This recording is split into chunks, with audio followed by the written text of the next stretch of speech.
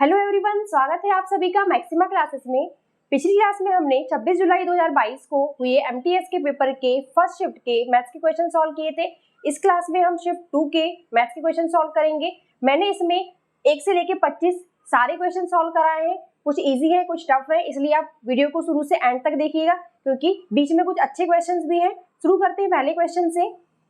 Question है, how much air can be held in a closed cubical box each of whose edges in 12 metre long. एक cubical box है, cube है, एक cube की सारी भुजाएं जो है वो बराबर होती है। उसमें कितनी एयर आ सकती है ये पूछा है। तो एयर आ सकती है मींस वॉल्यूम निकालना है, और वॉल्यूम क्या होता है किसी भी क्यूब का, ए क्यूब होता है। और यहाँ पर भुजा क्या दी है, एज क्या दी हुई है 12, तो 12 का क्यूब निकालेंगे। 12 का क्यूब क्या होता है 1728 होता है, तो डी आंसर हो जाएगा 1728 मीटर क्यूब।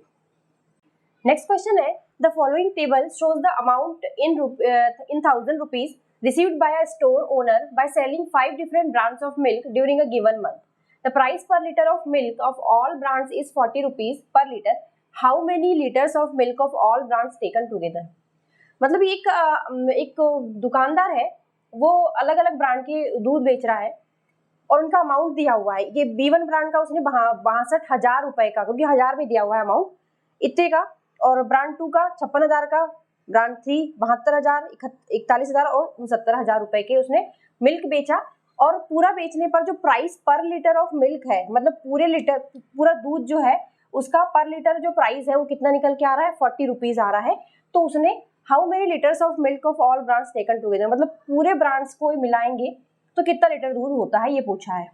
ठीक है, तो 40 रुपए पर लीटर मिल्क का जो प्राइस है वो निकल के आ रहा है 40 रुपए। ठीक है, तो 40 रुपए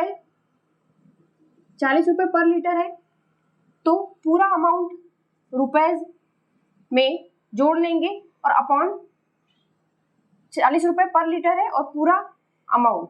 तो ये जो लीटर है ये निकालने का है क्वेश्चन में। अमाउंट ये दिया हुआ है ये, और ये 40 रुपए भी दिया हुआ है। ठीक है, तो हम इसको इस तरफ ले आते हैं अमाउंट, क्योंकि 1000 में दिया है तो पहले इन सबको जोड़ लेते हैं, फिर उसमें 1000 का मल्टीप्लाई कर देंगे। तो ये देखें 6 7 8 10 11 9 20 और 2 6 7 8 4 12 7 19 19 5 24 और 6 30, तो ये 300 आ गया। और क्योंकि 1000 में दिया है अमाउंट तो ये 300,000 है, 300,000 है ये। ठीक है, और ये 40 को इस तरफ ले आते हैं और ये लीटर इस तरफ। तो मतलब ये जो है टोटल जो लीटर्स है पूरे सारे ब्रांड का जो मिल्क है वो सबको कंबाइन करेंगे तो पूरा लीटर कितना दूध है ये निकल के आ जाएगा। इसको डिवाइड कर देते हैं 28 7500, तो आंसर क्या हो जाएगा 7500। पूरे ब्रांड के दूध को यदि कंबाइन करेंगे तो कितना निकल के आएगा 7500 लीटर। आंसर हो जाएगा डी 7500 लीटर। नेक्स्ट क्वेश्चन है, study the given bar graph. The bar graph shows the population of 6 countries in millions in 2010 and 20. In the USA, by what approx percentage did the population increase by 2020 over its population in 2010? कह रहा है population का एक pie chart दिया हुआ है। USA का जो है पॉपुलेशन 2020 में 2010 से अप्रॉक्स कितना परसेंटेज बढ़ गई है यही पूछा है। यूएसए की जो पॉपुलेशन है 2010 से 2020 तक कितना परसेंटेज बढ़ गई है ये पूछा है। यूएसए देख लेते हैं। यूएसए में 2020 की पॉपुलेशन कितनी है 80 है, और 2010 में पॉपुलेशन कितनी थी 65, मिलियंस में है। ऐसे ही सॉल्व करते हैं इसको। तो 80 और 65 का अंतर कितना है 15, तो अंतर कितना हो गया 15, मतलब परसेंटेज निकालने के लिए अंतर लिखना पड़ेगा। अंतर कितना हो गया 15, और किससे निकालना है 2010 की पॉपुलेशन से कितना परसेंटेज 2020 में बढ़ गया ये निकालना है। तो 15 बट्टे बेस क्या रहेगा 65, क्योंकि 65 से कंपेयर करना है, मैं तो 2010 की पॉपुलेशन से कंपेयर करना है। तो 15 बट्टे 65 गुणा 100, तो ये 5 से कर लेते हैं इसको कैंसिल, तो 15, ये कितना हो जाएगा 300 बट्टे 13। इसको डिवाइड करते हैं तो कितना होगा 13 दूनी 26 बचा 4 और 13 तिया 39, 23 पॉइंट समथिंग आएगा। तो आंसर हो जाएगा बी 23.08। नेक्स्ट क्वेश्चन है, pie chart shows the sales in restaurant in a day in percentage terms. If the total number of items sold in a day is 100, then what is the central angle made by the sector giving data about the sale of sandwich in the pie chart? किसी restaurant में ये pie chart जो है वो sales को represent करता है percentage में। Total number of item sold यदि 100 है, यदि किसी दिन में टोटल नंबर ऑफ आइटम 100 बेचे गए, तो सैंडविच को जो सेक्टर रिप्रेजेंट कर रहा है वो सेक्टर जो है सेंट्रल एंगल कितना बना रहा है, ये पूछा है क्वेश्चन में। 100 में से 20 सैंडविच बेचे गए तो ये सेंटर में कितना एंगल बना रहा है, ये पूछा है। तो 100 में से 20 जो है 100 में से है तो 360 में से कितना, यही पूछा है। इसको सॉल्व कर लेते हैं। तो ये हो जाएगा थीटा हो जाएगा 36 दूनी 72। तो जो सैंडविच का जो सेक्टर है वो सेंटर में कितना एंगल बनाना है, 72 डिग्री का। आंसर हो जाएगा बी 72 डिग्री। नेक्स्ट क्वेश्चन है, Geeta bought a bag for 1000 rupees and spent ₹300 on fixing the defects in the bag. Later she sold it for 1508 rupees. What is the percentage of profit that Geeta earn through the sale. Geeta ने एक bag खरीदा 1000 रुपए में और उसमें उसके कुछ defects थे, उसको फिक्स कराने के लिए उसने 300 रुपए और खर्च किए। तो उसको कितनी कीमत पड़ गई उसकी बैग की, 1300 रुपए। 1000 में खरीदा, 300 रुपए उसमें मरम्मत में लगाए, 1300 रुपए उसकी कीमत पड़ गई। और बाद में उसने बेचा कितने में, 1508 रुपए में। तो ये विक्रय मूल्य, क्रय मूल्य उसको 1300 रुपए पड़ गया। तो लाभ कितना हो जाएगा इसमें, 1508 में से 1300 माइनस करेंगे तो ये हो जाएगा 208। तो प्रॉफिट परसेंटेज निकालना है तो लाभ है 208, परसेंटेज निकालना है तो क्रय मूल्य पे निकालेंगे। क्रय मूल्य कितना है, 1300 रुपए 1000। तो कितना हो जाएगा, 13 एकम 13 और ये 13 छंग 78। तो कितना लाभ हो जाएगा उसको, 16% का। आंसर है डी 16%। नेक्स्ट क्वेश्चन है, in a week the average temperature of Sunday and Monday is 37.2 degree Celsius. The average temperature of Tuesday and Wednesday is 39.4 degree Celsius. Find the temperature on Sunday if the average temperature of Monday, Tuesday and Wednesday is 38.1 degree Celsius. कह रहा है किसी सप्ताह में Sunday और Monday का average temperature कितना है, 37.2 एवरेज है। मींस दोनों का सम क्या हो जाएगा, 2 का मल्टीप्लाई कर देंगे, 2 दूनी 4, 2 7 14, 2 3 6 और 7। उसी तरह ट्यूसडे और वेडनेसडे का जो एवरेज है वो कितना है, ट्यूसडे और वेडनेसडे का एवरेज 39.4 है। मतलब सम निकालना है इनका, ये तो 2 का मल्टीप्लाई कर देंगे, 2 4 8, 2 9 18, 2 3 6 और 7, इतना हो गया। अब हमें क्या कह रहा है, टेम्परेचर ऑन संडे निकाल, संडे का टेम्परेचर निकालना है। अगर मंडे ट्यूसडे और वेडनेसडे का एवरेज टेम्परेचर 38.1 है, मींस सम निकालना है तो 3 का मल्टीप्लाई कर दें, क्योंकि 3 दिन लिए हैं, 3 एकम 3, 3 8 24, 2 3 3 9 और 10 11। तो इसमें मंडे है, ट्यूसडे है, वेडनेसडे है, ठीक है। और इसमें क्या है, संडे मंडे ट्यूसडे वेडनेसडे। यदि हम इन दोनों को ऐड कर दें और उसमें से इसको माइनस कर दें तो संडे का टेम्परेचर आ जाएगा, क्योंकि इन दोनों को ऐड करेंगे तो इसमें मंडे ट्यूसडे वेडनेसडे तो रहेंगे ही, साथ में संडे भी रहेगा। और इसमें मंडे ट्यूसडे वेडनेसडे तीनों है, तो इसमें से माइनस करेंगे तो ये तीनों कैंसिल हो जाएंगे, सिर्फ संडे बचेगा, संडे का टेम्परेचर आ जाएगा। इन दोनों को ऐड करते हैं, 8 4 12, 1 8 4 12 और 13, 1 7 7 14 और 1 15, और ये कितना है, इतना है। इसमें से इसको माइनस कर देते हैं तो संडे का टेम्परेचर निकल आएगा। तो ये कितना हो जाएगा, 9, यहाँ से 1 लिया तो ये 12, 8, यहाँ से 1 लिया है 38.9 डिग्री सेल्सियस।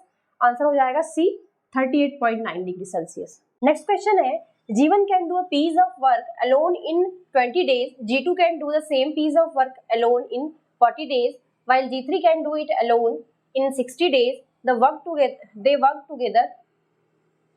ये they work together and completed the work. If the combined share received by G1 and G2 is ₹2700, then what is the total amount received by all the 3 workers taken together? G1 जो है किसी काम को 20 दिन में करता है, G2 उसी काम को 40 दिन में कर सकता है, और जबकि G3 जो है उसी काम को 60 दिन में कर सकता है। तीनों एक साथ मिलकर काम करते हैं और किसी काम को पूरा करते हैं। G1 उसके लिए उनको कुछ पैसा मिलता है, और उसमें से G1 और G2 का जो कंबाइंड शेयर है वो 2700 रुपए है। तो पूछ रहा है कि तीनों को कंबाइंड कितने रुपए मिले, टोटल काम के कितने रुपए मिले, ये पूछा है। G1 है, G2 G3, दिन कितने ले रहे हैं काम करने के लिए, वो 20 40 और 60। तो यदि हम इसका देखें तो रेशियो कितना आ रहा है इसका, 2 दूनी 4, 2 3 6, 1 2 3 का रेशियो आ रहा है, दिन का इतने दिन ले रहे हैं, कितने दिन रेशियो में ले रहे हैं, 1 2 3 के रेशियो में ले रहे हैं, तो इनकी एफिशिएंसी क्या हो जाएगी, इसका उल्टा हो जाती है एफिशिएंसी नंबर ऑफ डेज के, तो ये हो जाएगा 1 1/2 और ये हो जाएगा 1/3। अब बटे हुए तो इसको सिंपल करने के लिए इसको क्या करते हैं, 3 दूनी 6 का मल्टीप्लाई कर देते, तो ये हो जाएगा 6, ये हो जाएगा 2 3 6 और ये हो जाएगा 3 दूनी 6। तो इनकी एफिशिएंसी का रेशियो कितना आ गया, 6 3 2 का अनुपात में आ गया। अब जो शेयर जो बढ़ते हैं वो एफिशिएंसी के रेशियो में ही बढ़ते हैं, जिसकी ज्यादा एफिशिएंसी होगी उसको ज्यादा पैसा मिलेगा। तो जो भी पैसा मिला है उनको किस रेशियो में बटेगा, वो 6 3 2 के रेशियो में बटेगा। उसमें से G1 और G2 का शेयर जो है वो 2700 रुपये है। मीन्स ये कह सकते हैं कि 6x + 3x, क्योंकि 6 3 2 के रेशियो में मिलेगा पैसा भी उनको, तो उसमें G1 और G2 का जो कंबाइंड अमाउंट है वो कितना 2700 रुपये है। तो अपन ऐसा लिख सकते हैं कि यदि 6x + 3x बराबर 2700 लिख सकते हैं इन दोनों का, G1 G2 का। तो ये कितना हो जाएगा, x की वैल्यू कितनी रहेगी, 6 7 8 9 और ये 9 होती है 27, तो x की वैल्यू कितनी आ गई, 300 आ गई। हमें पूछा है कि total amount received by all the 3 workers, तीनों के द्वारा कुल अमाउंट कितना मिला ये पूछा है। तो 6 7 8 9 10 11 टोटल अमाउंट कितना मिला है उनको, 11x और x की वैल्यू 300 आ गई है, तो 11 3 3300 रुपये मिला है टोटल उनको। तो आंसर हो जाएगा बी ए 3300। नेक्स्ट क्वेश्चन है, what is the smallest perfect square number that is divisible by both 10 and 15। ऐसा सबसे छोटा परफेक्ट स्क्वायर नंबर निकालना है जो 10 और 15 दोनों से ही डिवाइड हो जाए, मींस 10 और 15 का मल्टीपल हो। तो पहले तो क्या करेंगे हम कि ऑप्शन देखते हैं, ऑप्शन में कौन सा नंबर ऐसा है जो परफेक्ट स्क्वायर है। तो देखो ऑप्शन जो है इसमें से कोई भी जो है परफेक्ट स्क्वायर नहीं है, बल्कि सिर्फ 900 को छोड़ के। तो वैसे ही देखने पे हमको समझ सकते हैं हम कि आंसर जो है इसका 900 ही होगा। पर इसको सॉल्व करना है, सॉल्व करने के लिए क्या होगा कि क्वेश्चन में कहा है कि 10 और 15 से डिविजिबल होना चाहिए, तो इतनी तो पक्की बात है कि इसका एलसीएम निकालना पड़ेगा। 10 और 15 का एलसीएम निकालेंगे पहले, 10 और 15 का एलसीएम निकालते हैं तो ये 2 5 है और ये 3 5 है, तो इसका एलसीएम कितना हो जाएगा, 5 × 2 × 3 मीन्स 30 इसका एलसीएम हो जाएगा। तो इसका लीस्ट कॉमन मल्टीपल 10 और 15 का 30 आ गया। अब क्योंकि 30 जो है ये परफेक्ट स्क्वायर नहीं है, तो हम 30 का ही ऐसा मल्टीपल ढूंढेंगे जो परफेक्ट स्क्वायर बनेगा, परफेक्ट स्क्वायर होगा। तो उसके लिए क्या करना पड़ेगा, यदि हम 30 को देखें तो 30 जो है 5 × 2 × 3 है। तो यदि हम इसको हमको परफेक्ट स्क्वायर बनाना है तो उसके लिए हमको क्या करना पड़ेगा, क्योंकि 5 2 और 3 एक एक बार है, तो यदि इसमें हम 5 का एक बार और 2 का एक बार और 3 का यदि मल्टीप्लाई कर दे तो ये 5 का स्क्वायर 2 का स्क्वायर 3 का स्क्वायर ओवरऑल नंबर जो है वो परफेक्ट स्क्वायर बन जाएगा। तो इसीलिए क्या करेंगे, 30 में यदि हम इसका मल्टीप्लाई कर दें तो वो परफेक्ट स्क्वायर बन जाएगा, और क्योंकि वो 30 का मल्टीपल रहेगा तो वो 10 और 15 से डिविजिबल भी रहेगा। तो हम क्या करते हैं, 5 दूनी 10 10 तिया 30, 30 में और 30 का मल्टीप्लाई कर देंगे तो वो परफेक्ट स्क्वायर बन जाएगा। मीन्स इसका आंसर क्या होगा, 900, जो परफेक्ट स्क्वायर भी है और डिविजिबल बाय 10 और 15 भी है। तो आंसर है 900 डी। नेक्स्ट क्वेश्चन है, what is the single discount that is equivalent to 2 successive discounts of 12.5% and 20%। एक सिंगल डिस्काउंट निकालना है जो क्रमगत 2 डिस्काउंट के इक्विवेलेंट हो, मीन्स बराबर हो। तो देखिए 12.5% जो होता है वो क्या होता है, यदि हम परसेंटेज को फ्रैक्शन में चेंज करें तो ये 1/8 के बराबर होता है, और 20% जो है वो किसके बराबर होता है, 1/5 के बराबर होता है। तो यदि किसी नंबर में 1/8 की छूट दे दी, मतलब 1/8 से घटा दिया उसको, तो कितना हो जाएगा, 1/8 से घटा देंगे तो क्या हो जाएगा, 1 - 1/8 7/8 हो जाएगा। और उसी तरह किसी नंबर को 1/5 से घटा देंगे तो नंबर क्या हो जाएगा, 4/5 हो जाएगा। तो डिस्काउंट के बाद कोई नंबर जो है यदि किसी भी वैल्यू पे हम यदि डिस्काउंट दे रहे हैं तो वो नंबर क्या हो जाएगा, 7/8 और 4/5 टाइम्स हो जाएगा। ठीक है, तो यदि हम इसको देखें तो ये कितना, 4 दूनी 8, तो ये 7 दूनी 10 के 5 दूनी 10 के बराबर है, तो 7/10, यानी जब हमने 1/8 और 1/5 से घटाया तो वो नंबर कितना हो गया, 7/10 हो गया। मीन्स यदि देखें इक्विवेलेंट तो ये कितना हो जाएगा, 10 में से 7 गए 3, तो ये कितना हो गया, 3/10 के बराबर, 3/10 का डिस्काउंट मिला है ओवरऑल इसमें। 3/10 किसके बराबर है, परसेंटेज में देखें तो 30% के बराबर है, यही आंसर हो जाएगा। इसमें 100 का मल्टीप्लाई करके देखेंगे ये 30 आ रहा है, तो ये 30% के बराबर है, आंसर हो जाएगा बी 30%। नेक्स्ट क्वेश्चन है, the selling price of book is ₹855 if the loss incurred through the sale is 10%, then what is the nominal amount of loss incurred? किसी बुक का विक्रय मूल्य 855 रुपए है, सेलिंग प्राइस 855 रुपए है और लॉस हो रहा है कितना? 10% का लॉस हो रहा है। 10% का लॉस मीन्स 1/10। तो nominal amount of loss incurred means percentage में लॉस दिया है तो रुपए में निकालना है लॉस। तो लॉस 1/10 का हुआ है मीन्स जो एसपी है वो क्या है? 9/10 सीपी है और एसपी की वैल्यू हमको पता है 855 है, तो हम क्या करते हैं सीपी की वैल्यू निकाल लेते हैं यहाँ से, तो ये हो जाएगा सीपी मल्टीप्लाई इसमें डिवाइड करते हैं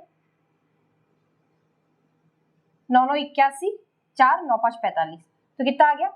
900 ये सीपी आ गया 950, सीपी आ गया 950 और लॉस निकालना है हमको नॉमिनल अमाउंट ऑफ लॉस, तो इसका 1/10 निकाल लेंगे। लॉस कितना क्या है?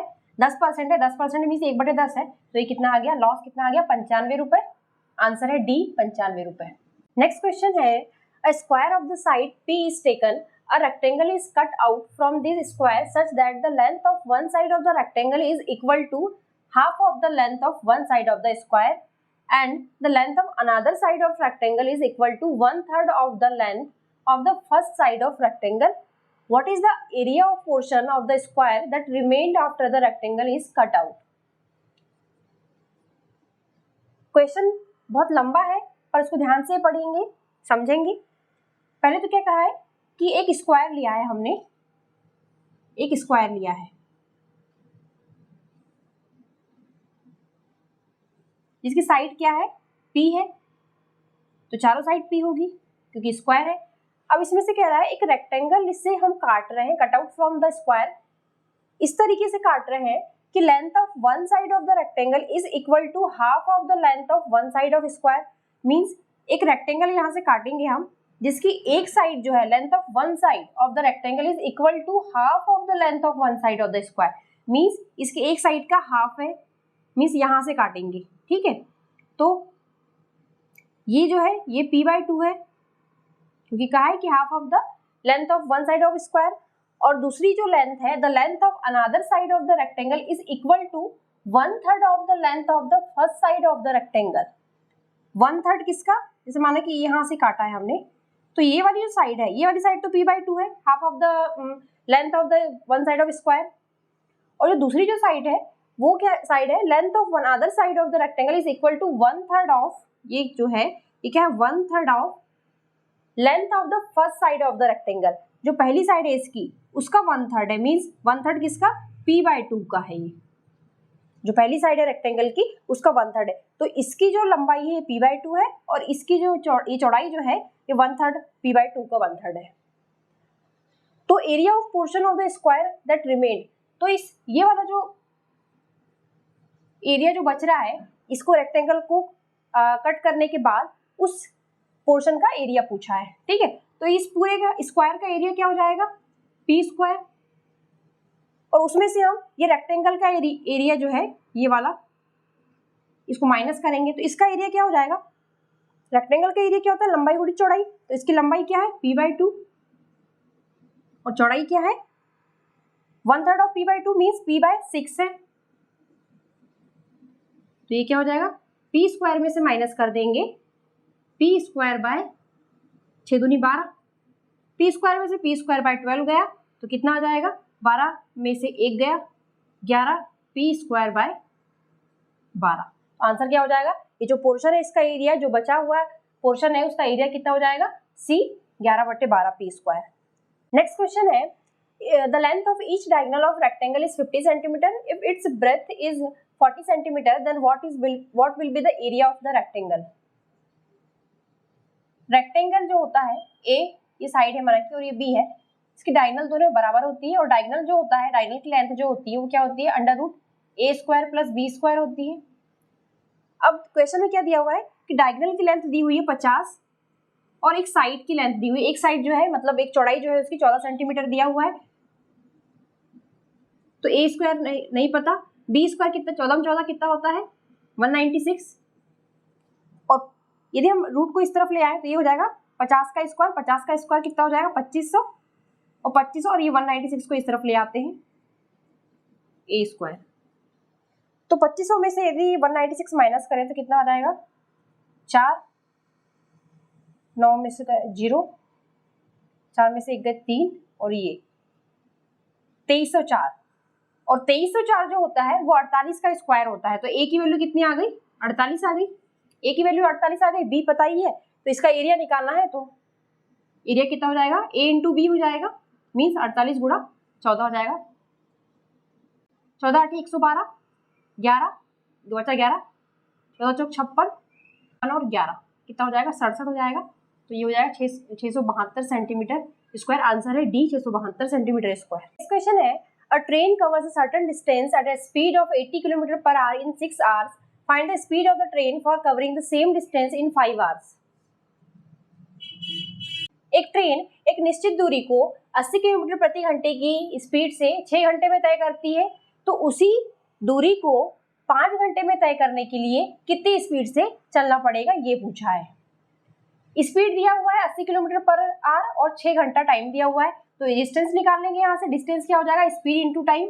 तो 80 गुणा 6 कर देंगे, ये स्पीड है और ये है टाइम।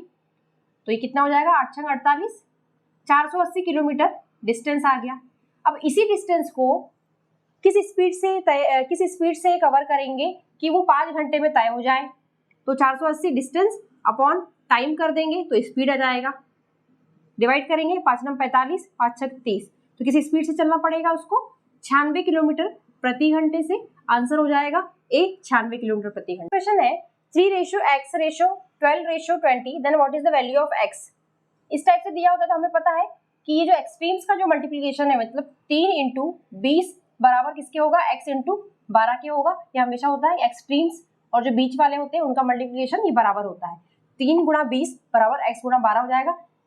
इसको कैंसिल करते हैं, कितना हो जाएगा, ये इसको हम 3 से कैंसिल करते हैं, 3 × 4 12, 4 × 5 20। तो x की वैल्यू कितनी आ गई, 5। डी आंसर है 5। Mayank spend 35% of his monthly income on household item, 25% on electronic items and 7% on medicine. He saves the remaining amount of rupees 11,550. What is the Mayank's monthly income in rupees?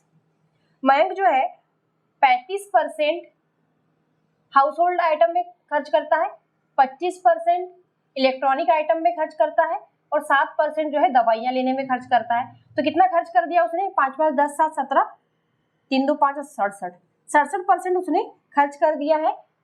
और बचा कितना, ही saves the remaining amount, बचा हुआ amount कितना है उसके पास, 11,550 रुपए।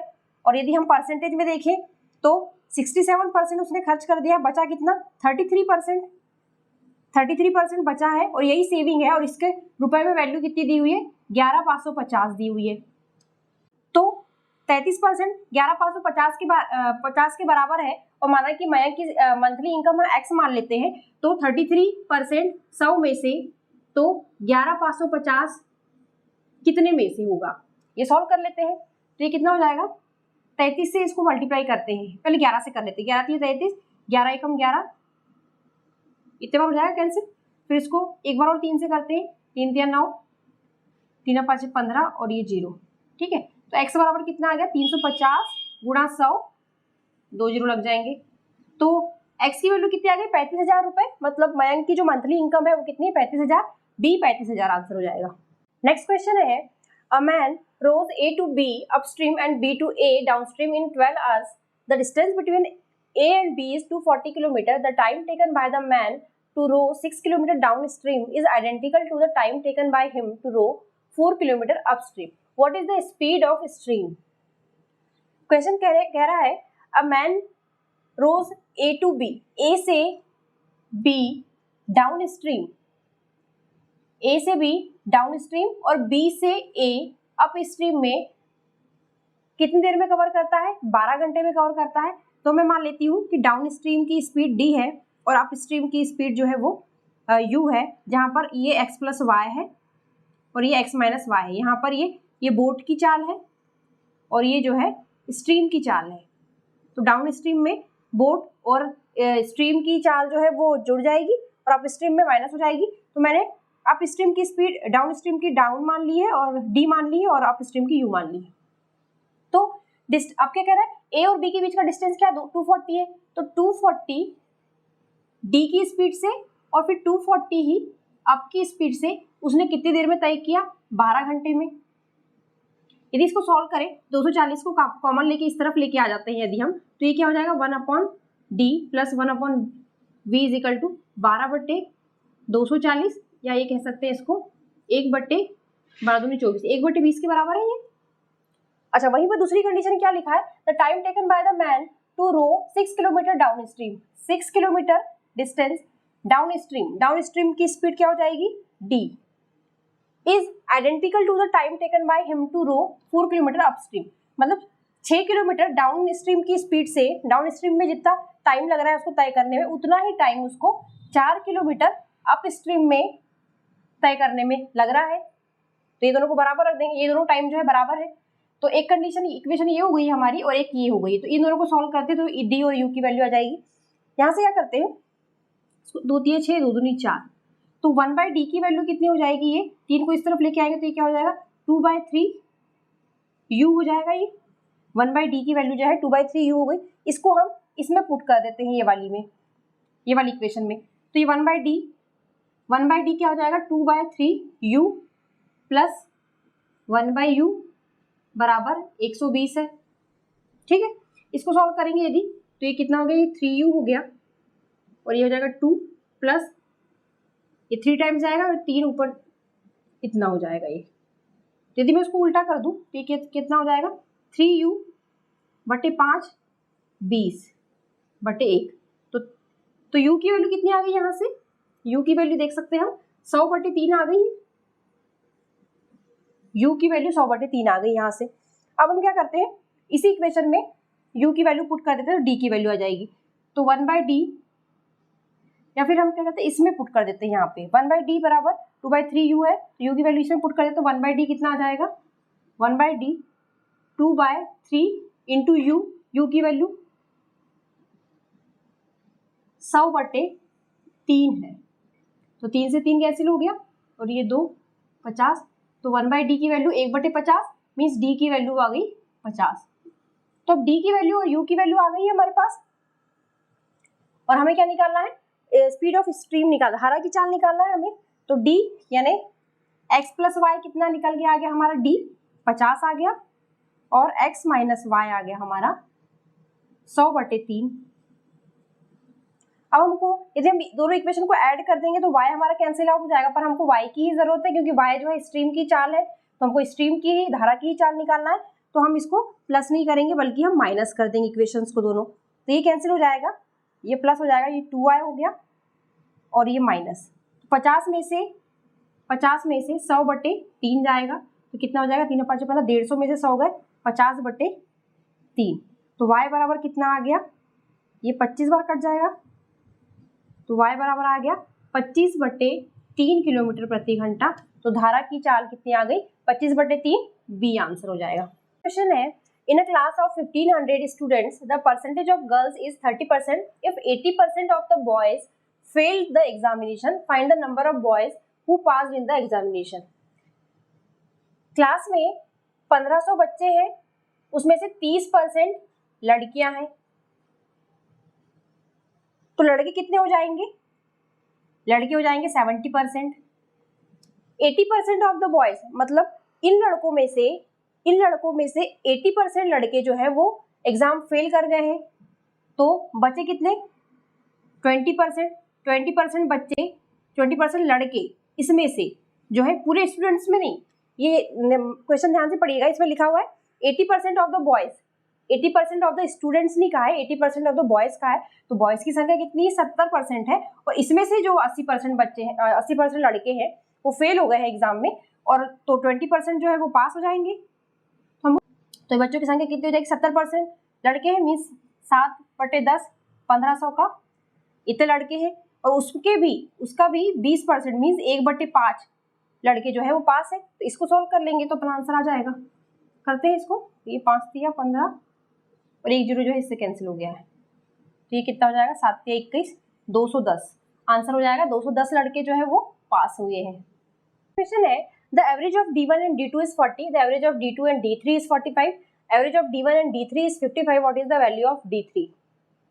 D1 D2 का एवरेज जो है वो 40 है, मींस इनका सम कितना हो जाएगा 80, 40 में 2 का गुणा कर देंगे।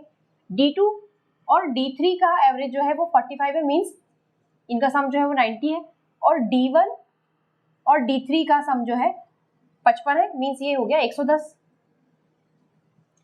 हमें D3 की वैल्यू निकालना है, तो D3 की वैल्यू के लिए हम क्या करते हैं, पहले इन दोनों इक्वेशन में से इन दोनों इक्वेशन को माइनस कर देते हैं, तो इससे क्या हो जाएगा D1 और D3 के टर्म में आ जाएगी इक्वेशन, तो माइनस करेंगे तो D2 कैंसिल हो जाएगा, और ये D1 माइनस D3 की वैल्यू कितनी आ जाएगी, अब इसमें से माइनस करें तो -10 हो जाएगा, ठीक है, 80 में से 90 गए -10, और ये D1 प्लस D3 ऑलरेडी क्या है 110 है। अब हमको D3 की वैल्यू निकालना है, तो हम क्या करते हैं, इसमें से इसको माइनस कर देते हैं, इसमें से इसको माइनस करेंगे तो ये माइनस, ये तो कैंसिल हो जाएगा, ये प्लस हो जाएगा, ये 2D3 हो जाएगा, और ये भी प्लस हो जाएगा, तो ये हो जाएगा 120, तो D3 की वैल्यू कितनी आ जाएगी 60, आंसर हो जाएगा D3 मतलब A 60 है। इसकी वैल्यू निकालना है, इक्वेशन दी हुई इसकी वैल्यू निकालना है। देखिए इसमें ये ऑफ लिखा हुआ है, तो हमको ये पता है कि बॉड मास का जो रूल है उसके हिसाब से पहले ब्रैकेट सॉल्व होता है, ब्रैकेट, फिर ये ऑफ यदि कहीं हो तो वो सॉल्व होता है, फिर डिवीजन, मल्टीप्लिकेशन, एडिशन और सब्ट्रैक्शन। तो यहाँ पर हम देखें तो पहले ब्रैकेट सॉल्व करते हैं, तो ब्रैकेट सॉल्व करेंगे तो ये तो 1/4 हो जाएगा, और ये वाला ब्रैकेट सॉल्व करते हैं तो इसमें क्या हो जाएगा, पहले डिवाइड ब्रैकेट के अंदर, अब देखेंगे तो पहले डिवाइड वाला लग जाएगा, तो 120/24 120/24 और गुणा ये 10 है, ठीक है, तो ये इसकी वैल्यू कितनी हो जाएगी, सॉरी ये 0 है, ये भी 0 है, ये कैंसिल तो होगा नहीं,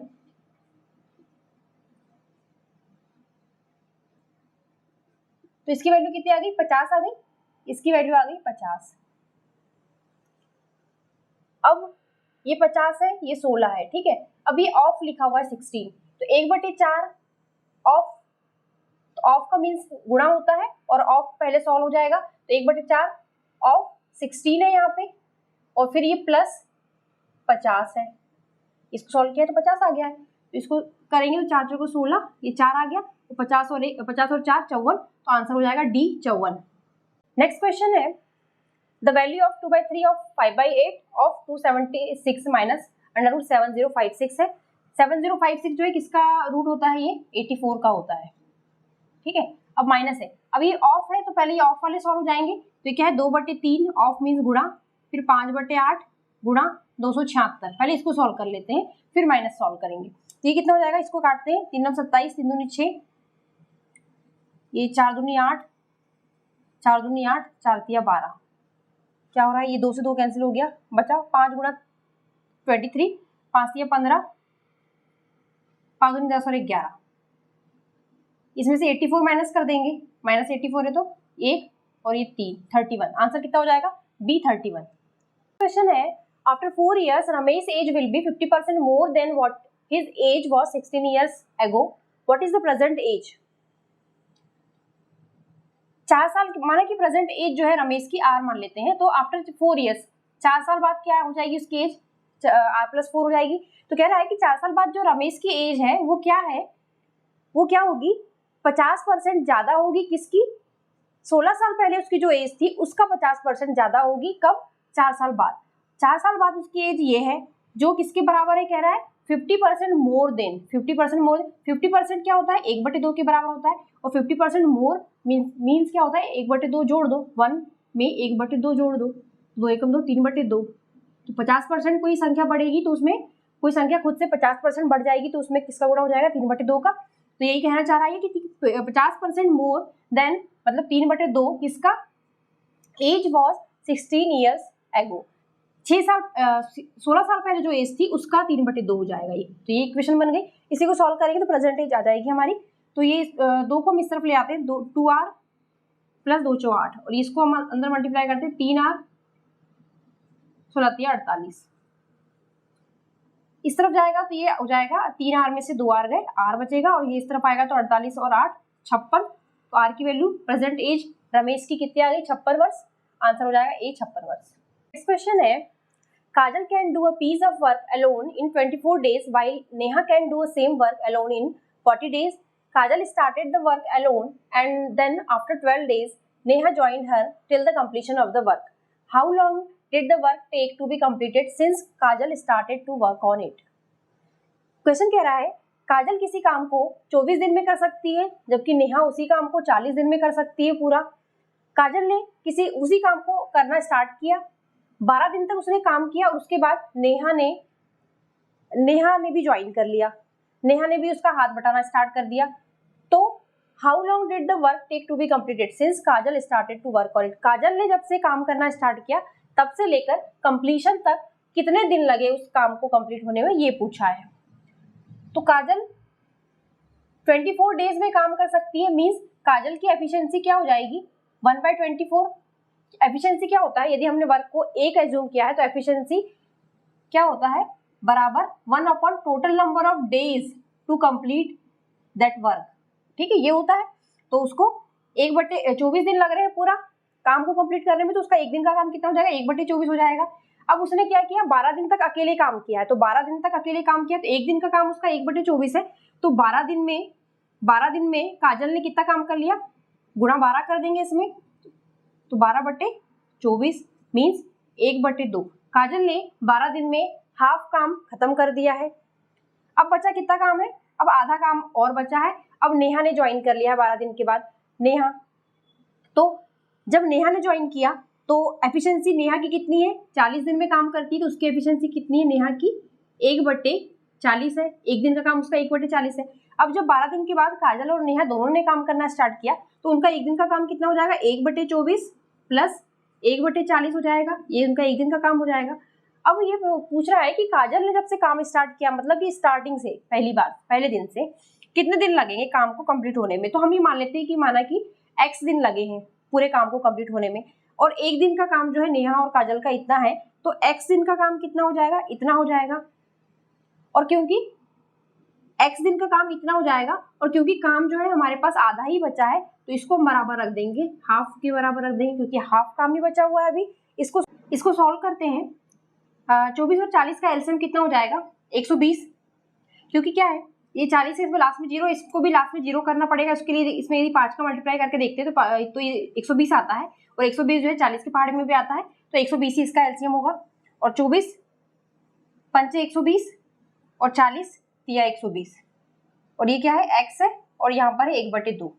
तो इसको हम यहाँ से कैंसिल करते हैं 60, और ये 5 और 3 8 है, तो इसको भी यहाँ से कैंसिल कर देते हैं, ये हो जाएगा 2 4 8, 2 तिया 6, मतलब ये 2 दूनी 4, 15/2 आ रहा है ये। ठीक है, तो x की वैल्यू कितनी आ रही है 15/2।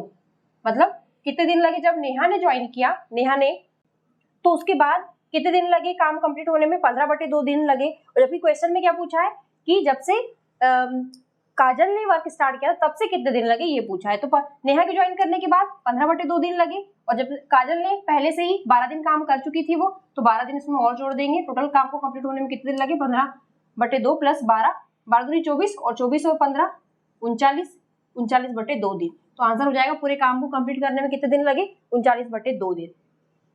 नेक्स्ट क्वेश्चन है, in what time does a sum of money amount to twice of itself at the simple interest of 25% per annum। कितने समय में कोई अमाउंट जो है मनी का वो कितना हो जाए, दुगना हो जाए 25% की पर एनम की रेट पर सिंपल इंटरेस्ट में, ये पूछ रहा है। तो अमाउंट डबल हो जाएगा, मतलब जैसे माना कि पहले मूलधन जो है वो p है, तो डबल हो गया अमाउंट, मीन्स ये 2p हो जाएगा, और 2p हो गया है मीन्स p तो इसमें मूलधन है, तो बचा हुआ जो p है वही इंटरेस्ट है।